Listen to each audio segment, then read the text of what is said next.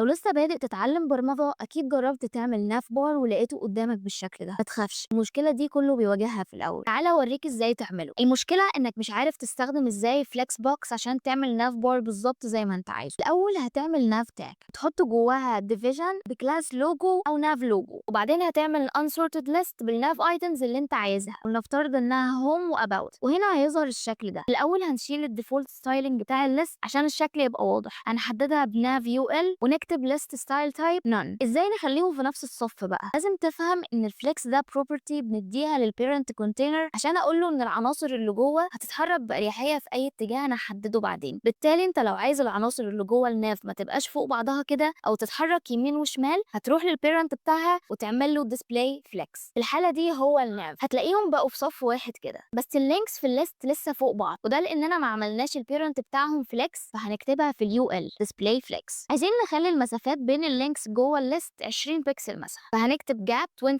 بي اكس، وهنعمل نفس البروبرتي للناف نفسه عشان كل الايتمز اللي جواه تبقى بينها نفس المسافه. بس لسه في مسافه مش مظبوطه عند اللوجو، ده لان في ديفولت ستايلنج للديفيجن من البراوزر بيخلي المسافه الزياده اللي انت شايفها دي. فهنحط الكام لاين دول عشان نلغي المسافات. نجمه، ودي بتحدد الفايل كله، padding 0 margin 0 box sizing border box. ازاي نحرك جوه الناف بقى؟ نفترض انك عايز اللوجو يروح شمال واللينكس دي يمين. هنختار كل كلاس عملناه ليهم رايت لينكس وناف لوجو، وهنيجي عند الرايت لينكس ونكتب justify content flex end عشان اقول له ان اللينكس في نهايه الفليكس كونتينر او هتبقى على اليمين. يعني في اللوجو هنكتب justify content flex start عشان اخلي اللوجو على الشمال او في بدايه الكونتينر. عملنا ران دلوقتي هنلاقي مفيش حاجه اتغيرت، وده عشان المسافات بينهم واحده. وبنحل ده بان احنا نستخدم property justify content، بس هنا هنستخدمها للبيرنت نفسه، وعشان اقول بيها ان المساحه الفاضيه هتبقى ما بين الايتمز او السيبلينجز اللي جوه البيرنت هتبقى space between. دي اللي لو عملنا لها ران دلوقتي هتخلي اللوجو على الشمال واللينكس على اليمين. بس كده. لو عندك مشكله شبه دي اكتبها في كومنت وهرد عليك بفيديو. انا رحاب القديم، ولو بتتعلم برمجه اعمل لي فولو.